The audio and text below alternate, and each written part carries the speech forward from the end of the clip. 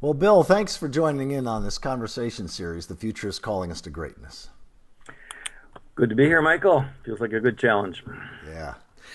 Well, one of the things I've been doing at the start is always asking my guests to introduce themselves and let the listeners or readers, or not readers, but listeners or viewers who aren't already familiar with your work to get a sense of who you are, what you're best known for, and that sort of thing. So don't be bashful. Just help us get who Bill Kauth is.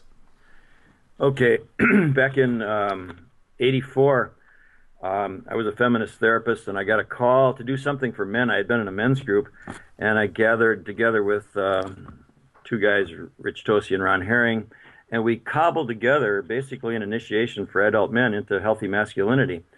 And we used a lot of emotional cathartic stuff, and it became like, emotional literacy 101 for men. And of course, they were terribly, wonderfully wanting this in their lives. So the thing just kept growing. It grew into I started in Milwaukee, Wisconsin. It grew to the Midwest, around the Midwest, and then to the coasts.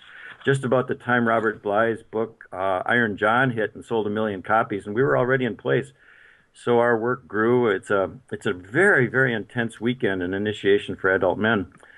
And then it jumped overseas, and now it's in, oh God, 8 countries. There's like 60,000 men that have been through it, and many of them sit in what we call integration groups every week. There's 10,000 men that sit in like 1,000 groups someplace on the planet every single week. That's what I've been up to.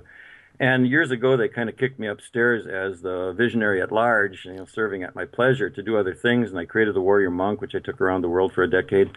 And most recently, I have married with an exquisitely wonderful woman named Zoe Alawan, and she and I have been collaborating on building community or tribes for people.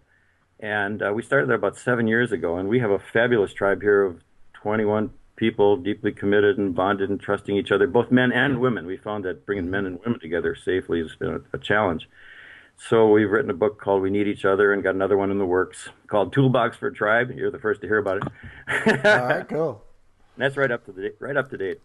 Well, that's great. Well, one of the things I just want to say publicly here in this conversation with you, anybody watching or listening to this, that since 1980 or so, I've been doing various workshops and trainings and seminars and programs in personal growth, spiritual growth, relational health, personal transformation, all that kind of stuff. I spent several years training in neurolinguistic programming and Ericksonian hypnotherapy, and did a number of years of landmark education, ended up becoming a landmark introduction to the forum leader, and so on and so forth. And I have found nothing more powerful than the ManKind Project and the New Warrior training and the work that that you all have done. And so I just want to mention that so that any man watching this, check it out. It's really powerful. It's really important. Thanks, Michael. It's a fine blessing. So, Bill, this series is titled "The Future is Calling Us to Greatness," and I've been interviewing experts in peak oil and sustainability and climate change, and some of the biggest hearts and minds on the planet around these topics and how they stay inspired in the face of really scary stuff. And how do we get ourselves out of the inevitable depressions and anger and frustration that we also feel to stay present to what's real? How did you awaken to some of these larger global scale issues, and sort of where's your heart and mind now on this? I mentioned that my brotherhood about 15 years ago, I'm a kind of a get stuff started guy, an entrepreneurial kind of guy. And once it's started, once the meetings get to be more than about a half a dozen people, I'm out of there. I don't like those kinds of meetings. It's not my energy is or my creativity. So they gave me the title, well, I actually asked for it, Visionary at Large, and sent me on my way to serve at my leisure. And I've taken that very, very seriously, because a visionary goes out and finds out what's going on ahead and brings it back to his tribe or his people. So I kept doing that, and the more I studied, the more depressing it was. And I'd come to our annual meetings, I'd say, guys, peak oil is coming in, and it's not looking good for humankind. And basically, I'd come back the next year and I'd say, remember how bad it was that year? It's last year. It's worse. And eventually I got that they didn't even want to hear that stuff. In fact, I took it around the country for a while, and actually nobody wanted to hear it. They just depressed them. So I decided to refocus on something that they actually wanted, which was community. And there's a very, very, very high correlation between community and having our hearts full enough emotionally and actually pragmatically in terms of taking care of each other as the world changes so rapidly. So the more I look at it, especially recently in the last 4 or 5 years, the kind of the exponential Hmm. effects, it is really looking seriously. So I honor you very, very much for taking this challenge, given the severity of what's going on. Yeah, well, thanks. I mean, one of the reasons why I've been focusing on how the past is rooting for us and the future is calling us to greatness is because it's a mythic frame. It's a way of holding time and holding the contributions of countless ancestors, both human and pre-human, and the struggles and sacrifices that have been made that weren't if they weren't made, we wouldn't be having this conversation right now. And when I hold those in my heart, I'm then inspired to do what I need to do, what I can do, given my unique limitations and my strengths, to hopefully contribute to a future with as less suffering as possible. We now know that we now know that we're not going to be able to avoid suffering. We're not going to be able to avoid calamity. We're not going to be able to avoid climactic shifts in. So we're not going to be able to avoid bad news, and some of it really, really challenging.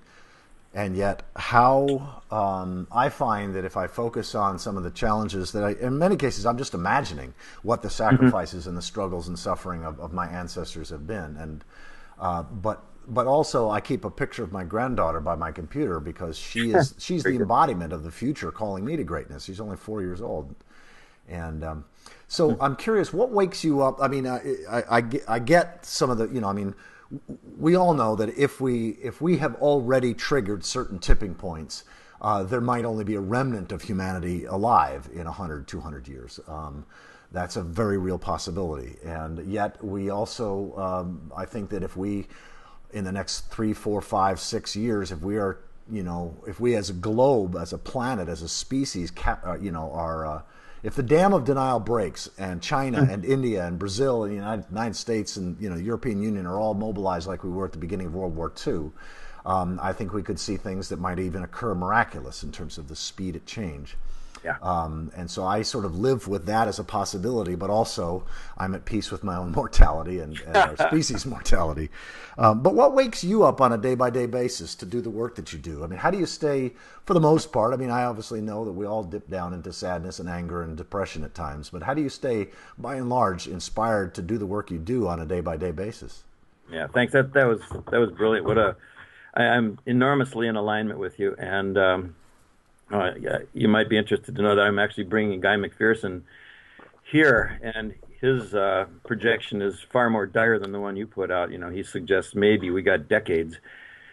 So, No, I'm well aware of Guy McPherson's perspective, and I really honor the work that he's done in bringing together some of the best science around the bad news and having take a square look at it. I mean, one of my interviewees in this series was Carolyn Baker, who is of oh yes, course very connected to Guy and draws on his work and is pretty much playing the role of hospice.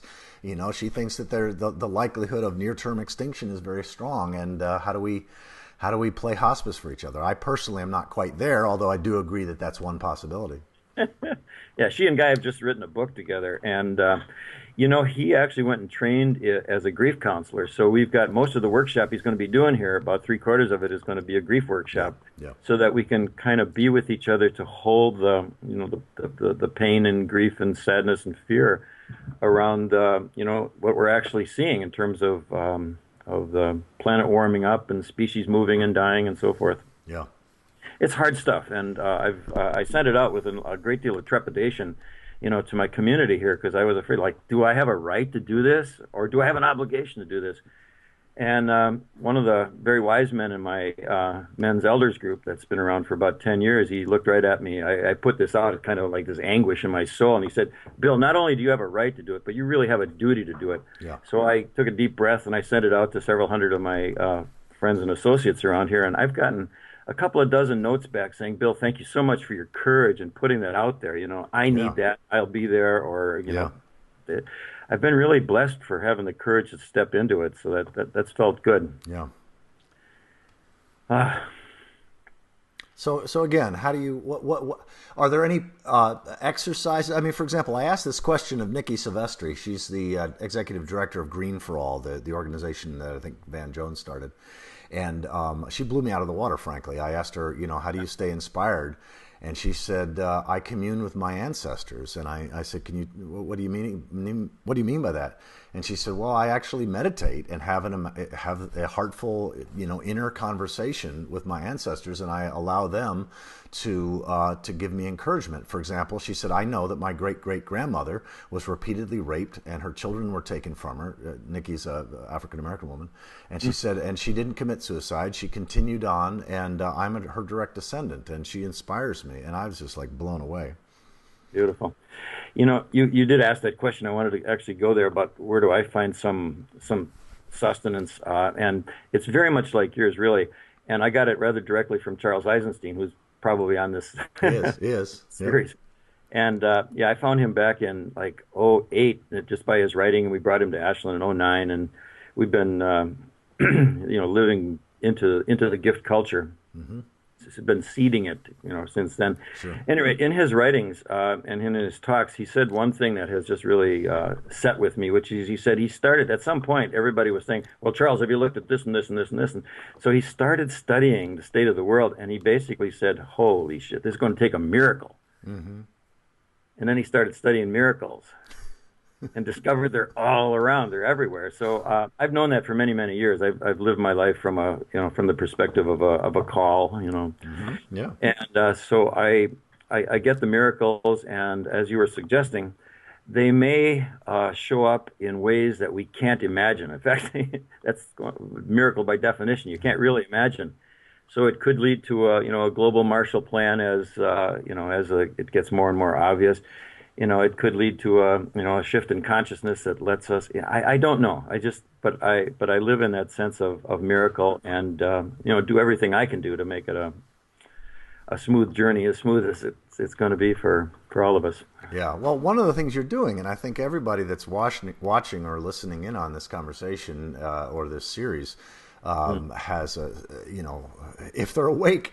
To not just be engaged in learning about the big picture and the big scary stuff, but get to know your neighbors, get to know your community. I mean, build tribe. Learn some skills that will be needed, barterable skills, skills of survival, skills of growing food, skills of preserving and canning, skills of staying warm when there's no power. Whatever it is, but just to be resilient. And to be prepared for not the end of the world, but also not for perpetual progress either, that we've got chaotic times and contraction coming. And, worst case scenario, we've got real serious suffering. But even best case scenario, we're not going to avoid suffering. And so get to know your community and build skills and resilience. So that's totally what we've been doing. But it's more on the kind of the personal, emotional bonded level. And that has been just an enormous challenge, where our whole culture is geared to move away from that kind of bonding and connecting in hundreds of ways. There's been tons written about that. So we have struggled a lot. And we finally found the key to it after 7 years. And it started early last year. We actually kind of like the warrior training. It's a funnel. It's a kind of a shared values experience of heart opening that the men, they go through this funnel. And they come out transformed and bonded with each other in a way that's almost unimaginable for most men. Yeah, right. It is. It kept spreading around the world. It's a literally transformational experience. So what we did is we just called it a tribe training, and it's only based on three things. One is deep intimacy, experiences of genuine, authentic, eyeball to eyeball, heart open intimacy, which we've bring people through that. And then conflict resolution, of course, because absolutely. And the other is serious safety for men and women together. Given the patriarchy for 5,000 years, women still don't feel terribly safe. So we have to really bend over backwards to make sure that they know that we're safe, and we have a promise not to act out sexually in any way. It's all about transparency. And once people get that, they step right in. And so that has bonded our group real tight. And this you'll find this interesting. Once once we get really tight with each other, and we meet every week. That's one of our mandatory kind of things. If Hmm. you're not willing to meet once a week, see you later. Yeah. So that gives us a great deal of time together. Most of us actually hang out two, three, four times a week with each other in different ways. Many of us do. Yeah. And what we found is that as we get really close, it's kind of like a marriage. Stuff comes up. Yeah. You start finding the little picky things, and it leads to conflict. Hmm. And conflict, I believe, actually bond people tighter than before. So we actually have a safe enough place where that kind of interpersonal stuff can happen, and it feels really. Our tribe is really lovely. It feels just wonderful, and we want to have that for everybody. Yeah, well, I'm so glad you mentioned that because this has been something that's been the focus of much of my adult life. How to Mm. have the healthiest of relationships that doesn't avoid conflict, but actually leans into the conflict so that the conflict can help the Yeah. system or the family or the tribe or the whatever grow. In fact, I wrote an article, gosh, 20 years ago, probably now, that still is one of the things I'm most proud of. It's called Living and Loving Pan Faithfully, which means being faithful to all or faithful to life. And I identified what I called at that time the eightfold path of pan faithful living. And I'll send you the PDF. In fact, I'll probably make it available to everyone. Just let them know what the link is in this series because it's just exactly in alignment with what you're now articulating and the importance of it, especially in challenging times. How do we really trust each other deeply? How do we communicate respectfully and move through conflict in the most Mm. mutually enhancing ways possible? I mean, this is vital human stuff that we used to have. I mean, for 99% of human history, that's what tribes were about, is helping us to do that. But we've lacked that now, and we've got to rediscover it in many cases. One of the little bywords we use is you can take the people out of the tribe, but you can't take the tribe out of the people. Yeah, That's yeah, built in for hundreds of thousands of years. yeah, yeah. That's great. So one of the title of this project is stepping into our greatness, and I think of being able to function as a leader as things get more and more contracted as one of those pieces of greatness that a lot of us are going to be called to step into.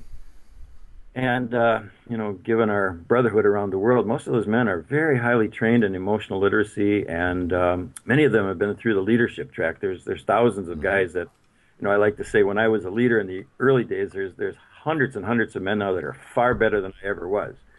So we literally are, training leaders to be able to step up as the contraction keeps a Yeah, rolling over us. yeah.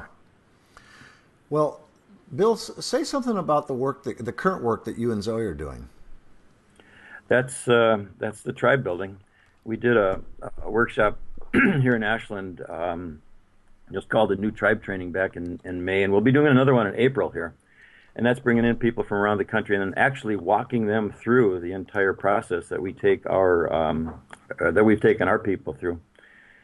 Um, so that's one thing. We're Okay. also, as I mentioned earlier, rewriting our book because we have learned we put it out back in 2011, and we've learned so much since then that we simply have to write a new book so that people can take it, and it's called Toolbox for Tribe. It just couldn't be more Mm-hmm. simple and yet incredibly complex and challenging on another level. But if people are actually willing to step up, this is another thing. If people are willing to step up and actually use it, if they have the volition to Right. have a tribe, we've got it, step by step. I'm finding that unfortunately, it's rare for people to have the qualities needed. The first one is this is very highly relevant to you. Is our first one is stay put, don't move. You've been moving faster than any human I know. Well, it's interesting because this last 12 years, that's what we've been doing is traveling all over North America. In fact, you go from your bedroom to your bathroom to your kitchen and you keep feeling like you're home. Well, we go from one region to another and it keeps feeling like home because no one place is home. So we Yep. actually have the generalized feeling of that Nora, which is our personification in North America, Nora is our beloved, Nora is our home. But we also have the sense that in the next couple of years, we will probably settle down, most Yeah. likely in Michigan. Huh. And part of that is because we really feel that now is the time. If we do that, say in 2 years, we'll have been living on the road for 14 years. And it really is now time to settle in, build tribe in a local community. I mean, we've got an extensive network of tribe, no doubt, but to really build locally and develop those skills of community building, resilience, growing food, supporting each other, and helping communities themselves to become more resilient and more sustainable ultimately.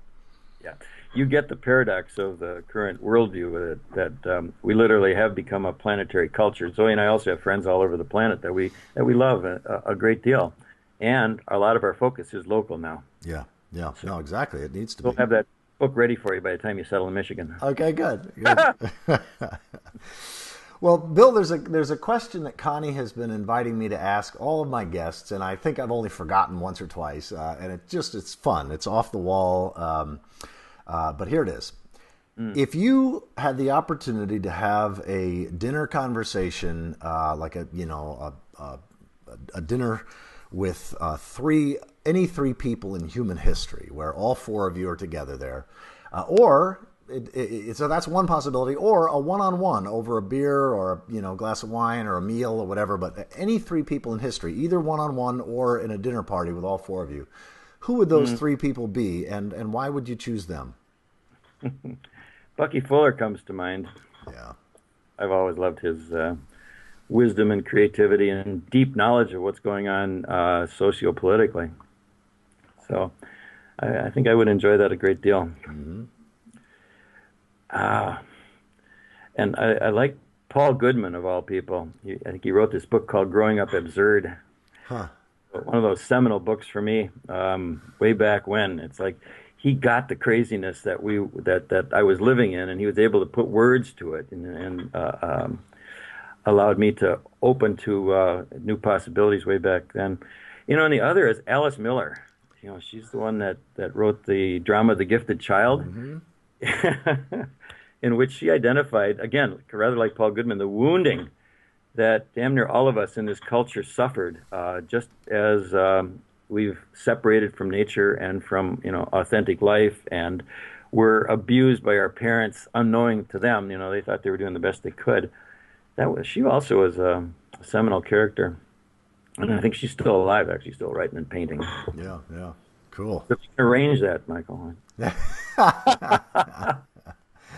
I don't know if I've got that much powers with the powers that be, but yeah, it's an amazing thing when we think about that we're standing on the shoulders of great people, great men and women, and yet there are the unborn who are not yet alive will look back, and this is one of the things I challenge my audiences now. I'm speaking all across the United States on this theme: the future is calling us to greatness. And, I'm inviting, I actually end with a guided meditation where I invite them to imagine some ancestor of theirs giving some words of encouragement. And then, I'm silent for about 30 seconds. And then I invite them to allow somebody who's alive 100 years from now or further out to call what would they say? What might they say to call them to greatness? And it's amazing. Often people are in tears, and it's just really powerful stuff comes. Yeah, it's a little form of the grief workshop. Yeah. As we stare into the abyss of what might happen. Yeah, exactly. Well, Bill, what do you see happening that gives you some encouragement, and what do you see are some of the biggest things, one or two sort of biggest things systemically? Obviously, there's all kinds of things that individuals and communities can do, but what are the one or two biggest systemic things that you see still need to be done? Oh, geez, that's such a big question. Again, Charles Eisenstein talks in Sacred Economics about the economic changes. Oh, no, Naomi Wolf has got that new book out, just a couple of weeks ago on capitalism and the this changes everything, I think is the title. Oh, geez. Yeah, we just ordered it. We just ordered it on audio, but we haven't started listening yet. Beautiful. So that stuff is popping up all over the place. It's obvious that the old economic system has been so destructive and needs to be dramatically changed. That's a big systemic thing that Yes. drives the old story. So that's huge, and everything, law and medicine. And we already have the solutions to make all those things more human and more healthy, and so I've been watching that stuff for decades. It's brilliant. We have all the solutions we need. In fact, Charles again, he's just off to Findhorn for this conference on the new story. And he's been putting some stuff out about they're not going to get together and have all the, bright young people, share their best shot. And they're actually going to get together and have the new story, to hold the new story, because it's like we know the problem, we know the solutions, and how are we going to synthesize those together? Yeah. So I take some hope in that conversation has huge focus. So that feels good. I also want to say that my political friends around here are, they're my age, or mostly boomers, and we're tapped into the millennials. And some of these incredibly beautiful, bright young people are starting to actually take action and go around and round up some money and some support to get, carbon credits, because they see that as the single most useful, functional thing. It's kind of what the big march last a couple days ago in New York was all about. Although they didn't call for anything specific, they're calling for something that has some teeth. Chances are we're not going to get it again, but it's being called for. So that steps into that area of miracle. But I tell you, those young millennials, I love their energy and their enthusiasm and their beauty, and it breaks my heart when I think about the world that they're actually stepping into. Yeah, yeah. Well, amen. I mean, we just met, my wife and I, Connie and I, just met with my 24-year-old daughter and her boyfriend just the other day, just last night or night before last, and talking about all these things. One of the great joys for me was that when my daughter spent a week with Joanna Macy. I mean, it does a daddy's heart great. Yes. When when one of my great mentors is also able to mentor my own daughter. Yeah, beautiful. She was just here a month or so ago, and I'm, boy, just to be able to talk to her for a few minutes and share a little hug was just precious. And she sure gets what's going on. Has been doing this grief work for decades now. Yeah, amen. Quite year and the stuff we're just talking about. Exactly. Well, her book, Act of Hope, finding how to stay sane, with the mess we're in, or something like that. Act of Hope, how to face the mess we're in without going crazy. That's it. Yeah. Is actually Connie's my bestseller. I mean, as we travel North America, we sell books, and that's the top seller that we've had. Wow. Well, Bill, anything else that you want to say on this theme of the past rooting for us and the future calling us to greatness? Yeah, what you're just saying, what you just said, as that book is being your bestseller, is people are hungry for it, which means that again they know what's going on. And as I've been inviting people to come and hear what Guy McPherson has to say, I actually, in my invitational letter, I said that for the last several months, what I've been doing is connecting with some of my really bright, competent, highly educated friends. And we enter this conversation about climate change, and it usually takes a couple of false starts before they can feel my heart open enough, and then they share, and they completely get it, So it's like we all know.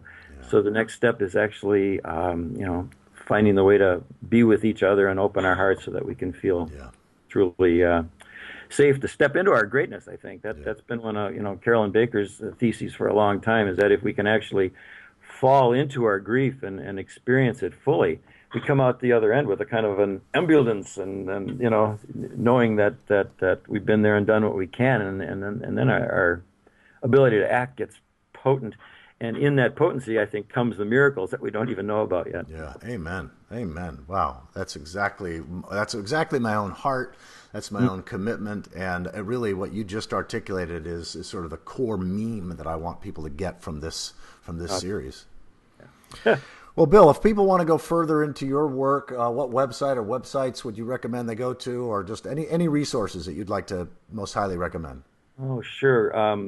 Giftcommunity.net, weneedeachother.net will get you into our website, and get on our, sign up to be on our mailing list. I forget even what they call that, but and we'll stay in touch and let you know when and where the seminars are and when the new book is ready to go. Cool. Great. Giftcommunity.net. Great. Well, Bill, love to you and Zoe and your work. I look forward to hopefully crossing paths in the not too distant future. And I've held you as an older brother on the path for 2 decades now, and I'm glad we had this opportunity to talk. Yeah, likewise, Michael. I hold you dearly in my heart, and I'm delighted at the level of alignment that we've found here in this conversation. Yeah, me too. All right. Bye Thanks. bye. Yeah.